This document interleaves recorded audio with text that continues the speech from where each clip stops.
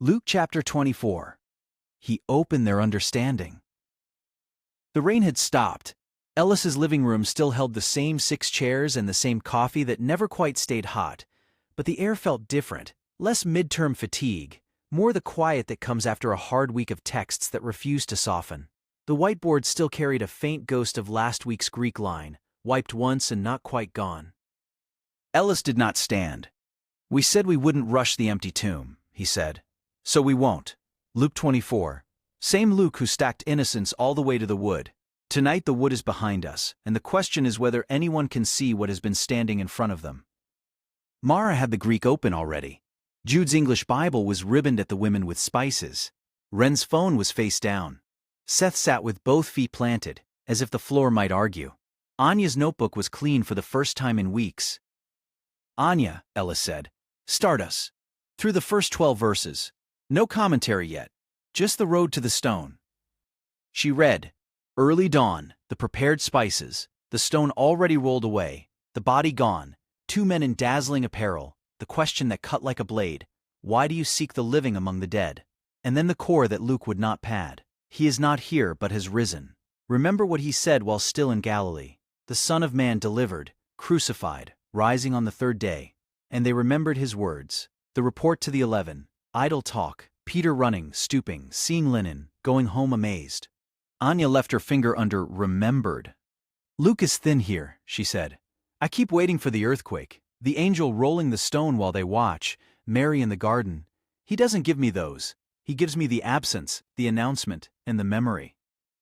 "That's not an accident," Ellis said. "Other writers keep what they need. Luke keeps what he needs. The women had already been near the cross and the burial. They were not inventing courage from nowhere. What changes in this room of the story is not a new rumor. It's that his prior words finally land." Jude frowned at the page. "So the first movement of understanding is remembering what they already had?" "Yes," Ellis said. "Capacity starts as recovery, not as download." Seth rubbed his jaw. "And the apostles call it nonsense. I'm not proud of how easy that is to understand. Shock does that. So does wanting the story to stay the size of your fear." Ren nodded once. "They're looking for the living among the dead because death is what their eyes are trained for. The tomb fits the training. The risen word does not." No one hurried past that. Ellis glanced at Mara. "Emmaus. You and Jude, 13 through 35. Split it if you want. Don't sand the strangeness." They read, 2 on the road, talking, Jesus drawing near, eyes kept from recognizing him, the question that sounded almost ordinary, what things? And their whole wounded summary of Jesus of Nazareth, prophet mighty in deed and word, delivered up, crucified, and now some women with a vision of angels and an empty place where a body should be. Then his rebuke, and the long walk through Moses and all the prophets, interpreting the things concerning himself.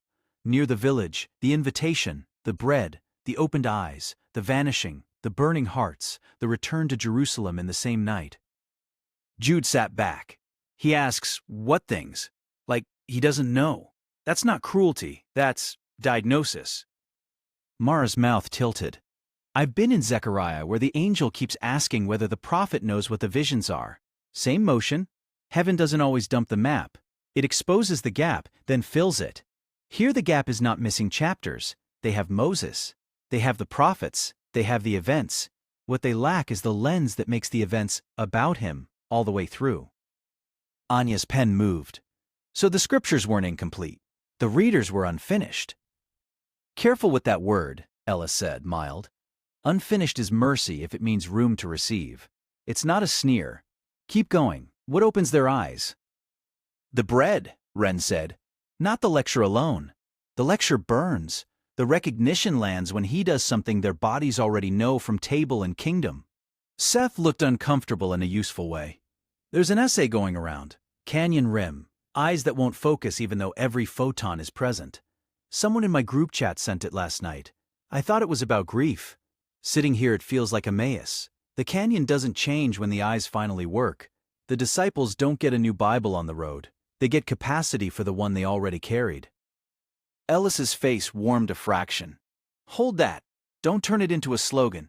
Just hold it against verse 27 and verse 31. The text was always there. The The gift is being able to see it as truth that belongs to you. Mara tapped the trackpad once, not to perform, only to mark a place. If we jump to John for a minute, only a minute, John loads the word aletheia, truth, until it almost has weight, unconcealed, not hidden. In chapter 8, Jesus says you'll know the truth, and the truth will set you free. He speaks the truth, he heard from the Father. The devil has none of it. The word's root idea is what is open, reliable, no longer covered. Jude glanced at Ellis as if asking permission to let John into a Luke night. Granted, Ellis said, as illumination, not as a second sermon that replaces this chapter. Right, Mara said. Luke never uses John's favorite noun here. Luke shows the moment. He opened their minds to understand the scriptures. John names the reality that is being unconcealed. Same canyon, different trail markers. Seth exhaled. And Deuteronomy. Secret things belong to the Lord. The things that are revealed belong to us and to our children, so we may do them. I grew up hearing that as God hides trivia and releases trivia. That isn't it. Revealed isn't always new data dropped from the sky. Sometimes revealed is the sudden ability to focus on what was already public. Yes, Ella said. Secret things remain His. That is not stinginess. That is glory that will not be managed. Revealed things become stewardship. Ours, our children's, for obedience, not for collecting. He let the room breathe, then nodded at Ren. Upper room, 36 through 49, all the way through the commissioning. She read, while they were still speaking of these things, Jesus himself stood among them. Peace to you. Terror. A spirit, they thought. Hands and feet. Touch. Joy mixed with unbelief. Broiled fish. Then the same hinge again. Everything written in the law of Moses and the prophets and the Psalms must be fulfilled. Then he opened their minds to understand the scriptures. Suffering, rising, repentance and forgiveness proclaimed in his name to all nations, beginning from Jerusalem. You are witnesses. Stay until you are clothed with power. Ren's voice thinned on peace. He doesn't lead with believe harder. He leads with peace while their fear is still loud. Presence first, evidence second, opened understanding third, mission after that. The order matters if you've ever tried to argue someone out of shock. It matters if you've been the person in shock, Anya said quietly. Last week we watched him forgive from the wood. Tonight, he stands in the room and will not let fear be the first word he answers with. Jude traced the line about open minds. So the women remember, the road gets exposition, the room gets peace, body, fish, and then the mind open for witness. Luke is stacking the same gift in different rooms. And the gift is not a private glow, Ellis said. It is comprehension that turns into speech, repentance and forgiveness in his name. Capacity that stops at feeling has not finished the chapter. Seth closed his Bible halfway, then opened it again, as if he didn't trust himself with a neat ending. What does this mean for somebody who is not a Greek student and not a Canyon essay person? Ordinary Tuesday. Ellis did not smile the question away. Ordinary Tuesday is exactly where revealed things are supposed to live. You will not get every secret.